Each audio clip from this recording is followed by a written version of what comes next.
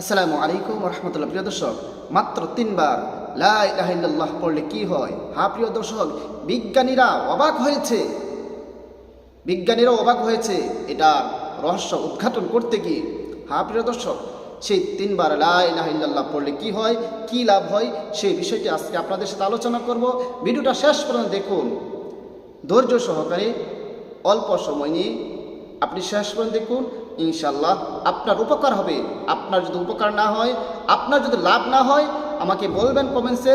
ইনশাল্লাহ আমি আপনার জন্য খাসভাবে দোয়া করব। যদি উপকার না হয়, সেটার জন্য আপনি আমার কাছে জবাব দিতে চান, কারণ এটার কি ফজিলত, এটার কি কার্যকারিতা, সেটা আমি আপনাদেরকে বলতেছি। প্রিয় দর্শক, সেই বিষয়টা বিস্তারিতভাবে আলোচনা করার আগে আপনাদের কাছে একটা রিকোয়েস্ট, যারা আমার চ্যানেলের মধ্যে নতুন আছেন অবশ্যই চ্যানেলটি সাবস্ক্রাইব করে পাশে থাকা বেল আইকনটি বাজিয়ে দেবেন। তাহলে আসুন আমরা জেনে নিই যে লা ইলাহা ইল্লাল্লাহ পড়লে কী লাভ।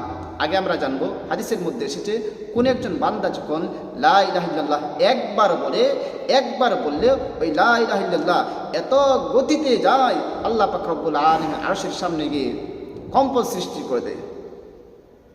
সেটা কম্পন সৃষ্টি করে দেয়, কুঠির মাঝে গিয়ে কম্পন সৃষ্টি করে দেয়। আল্লাহ পাক রব্বুল আলামিন, ও বান্দা কি হয়েছে? আল্লাহ পাক রব্বুল আলামিন জিকিরকে বলে লা ইলাহা ইল্লাল্লাহ বলে, তোমার কি হয়েছে? বলে, ও আল্লাহ, তোমার অমুক বান্দা লা ইলাহা ইল্লাল্লাহ বলেছে। কি হয়েছে? লা ইলাহা ইল্লাল্লাহ বলেছে। ও আল্লাহ, আমি থামবো না, তুমি থেমে যাও। না, আমি থামবো না। কেন? যে ওই ব্যক্তিকে যে লা ইলাহা ইল্লাল্লাহ বলছে তাকে কেন এখনো মাফ করা হয়নি, এই জন্য আমি থামবো না যতক্ষণ পর্যন্ত তাকে মাফ করা হয়নি। অতঃপর আল্লাহ পাক রব্বুল আলামিন, থামো, আমি ওই ব্যক্তিকে মাফ করে দিয়েছি যে ব্যক্তি ইখলাসের সহিত একবার লা ইলাহা ইল্লাল্লাহ পড়বে। আল্লাহ পাক রব্বুল আলামিন তার জীবনের সমস্ত গুনাহগাতা মাফ করে দেবে। সুবহানাল্লাহ। এই জন্য বলেছি, খুবই ফজিলতপূর্ণ একটি আমল। আপনি এটার জন্য উযু লাগবে না, পবিত্র হতে হবে না, আপনি উযু করে আসতে হবে, এটার দরকার নাই। আপনি এমনি আছেন, স্বাভাবিক আছেন, দোকানে বসা, গাড়ির মধ্যে বসা, যে কোনো সময় আপনি লা ইলাহা ইল্লাল্লাহর জিকির বেশি করেন। লা ইলাহা ইল্লাল্লাহর কে যদি এক পাল্লায় রাখা হয় আর সমস্ত দুনিয়াকে যদি আরেক পাল্লায় রাখা হয়, তাহলে লা ইলাহা ইল্লাল্লাহর পাল্লাই বাড়ি হয়ে যাবে। সুবহানাল্লাহ। এই জন্য এই লা ইলাহা ইল্লাল্লাহর জিকির আমরা বেশি বেশি করে করার চেষ্টা করব। প্রিয় দর্শক, কি বলেছিলাম শুরুতে, যে লা ইলাহা ইল্লাল্লাহ 3 বার পড়লে কি হয়? যে ব্যক্তি লা ইলাহা ইল্লাল্লাহ 3 বার পড়ে, এই লা ইলাহা ইল্লাল্লাহ 3 বার পড়ার পরে এটা এত গতিতে আরশের দিকে যায় যে আল্লাহ পাক রব্বুল আলামিন দিকে, এই তোমার কি হয়েছে? এত গতিতে আসতেছে কেন? তখন ওই কালিমা বলে 3 বার যে পড়েছে, কালিমা বলে, ও আল্লাহ, তোমার অমুক বান্দা 3 বার লা ইলাহা ইল্লাল্লাহ পড়ছে, অমুককে তুমি মাফ করে দাও। আল্লাহ পাক রব্বুল আলামিন, আচ্ছা ঠিক আছে, তুমি থামো। ওরে আমি অমুক ব্যক্তি মাফ করার কথা বলবো, প্রথমে ওই যে অমুক ব্যক্তি লা ইলাহা ইল্লাল্লাহ পড়ছে, আল্লাহ পাক রব্বুল আলামিন বলবে, ঠিক আছে পড়েছে, তাহলে সমস্যা কি? পড়েছে পরে বলতেছে আল্লাহ, আল্লাহ, তুমি তো ওই ব্যক্তিকে মাফ করতেছো না, যতক্ষণ মাফ না করো ততক্ষণ পর্যন্ত আমি আরশের মধ্যে কাঁপতেই থাকবো। সুতরাং অতঃপর আল্লাহ পাক রব্বুল আলামিন বলে, থামো।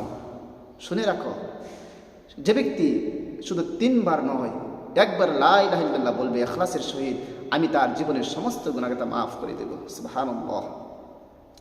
হযরত মুসা আলাইহিস সালাতু ওয়াস সালাম আল্লাহ পাক রব্বুল আলামিনকে বলেছিল, হে আল্লাহ, আপনি আমাকে বিশেষ একটি জিকির শিক্ষা দিন, যেন আমি জিকির করতে পারি, যেটা শুধু আমার সাথে খাস হবে। আল্লাহ পাক রব্বুল আলামিন বলেন, ঠিক আছে, তুমি লা ইলাহা ইল্লাল্লাহ পড়ো। হযরত মুসা আলাইহিস সালাম, ও আল্লাহ, লা ইলাহা ইল্লাল্লাহ তো সকল নবীরাই পড়ে, তা আমার এটা আবার নতুন করে কোনো স্পেশাল ভাবে কি দিলাম? আল্লাহ পাক রব্বুল আলামিন তখন বলে, হে মুসা, তুমি জানো লা ইলাহা ইল্লাল্লাহর পাওয়ার কত? লা ইলাহা ইল্লাল্লাহকে যদি এক পাল্লায় রাখা হয়, সমগ্র দুনিয়াকে যদি আরেক পাল্লায় রাখা হয়, শুনে রাখো, লা ইলাহা ইল্লাল্লাহর পাল্লাই বাড়ি হয়ে যাবে। সুবহানাল্লাহ। এই জন্য লা ইলাহা ইল্লাল্লাহর জিকির আমরা বেশি বেশি করে আমরা করব, তাহলে আমাদের দুনিয়াও সুন্দর হবে, পরকালও সুন্দর হবে। মুমিন যারা থাকে তাদের কিন্তু দুনিয়াও সুন্দর হয়, পরকালও সুন্দর হয়। ইনশাআল্লাহ আমরা আল্লাহর উপর পূর্ণ বিশ্বাস রেখে, আল্লাহর উপর পূর্ণ আস্থা রেখে একনিষ্ঠভাবে ইখলাসের সাথে আমরা এই আমলটি করব, বেশি বেশি করে লা ইলাহা ইল্লাল্লাহর জিকির করব।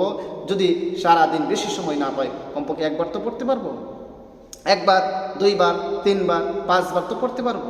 মানলাম সময় পান না, 5 বার তো পড়তে পারবেন, 3 বার তো পড়তে পারবেন, 1 বার তো পড়তে পারবেন। ইনশাআল্লাহ আল্লাহর পর পূর্ণ আস্থা রেখে ইখলাসের সহিত আপনি একবার হলো প্রতিদিন পড়বেন, তার কি ফজিলত সেটা কিন্তু শুনেছেন। আল্লাহর কাছে যদি একটা শব্দ যদি একবারে কানে লা ইলাহা ইল্লাল্লাহ যদি কবুল হয়ে যায়, আপনি কামিয়াব, আপনি কামিয়াব ইনশাআল্লাহ। প্রিয় দর্শক, ভিডিওটা বেশি করে শেয়ার করে দেবেন, যেন এই সহজ এই সংক্ষিপ্ত আমলটি সবাই শিখে রাখতে পারে, নিজের জীবনের সমস্ত গুণাগত মাফ করাইতে পারে। সবাইকে অসংখ্য ধন্যবাদ ভিডিওটি দেখার জন্য। আসসালামু আলাইকুম ওয়া রাহমাতুল্লাহ।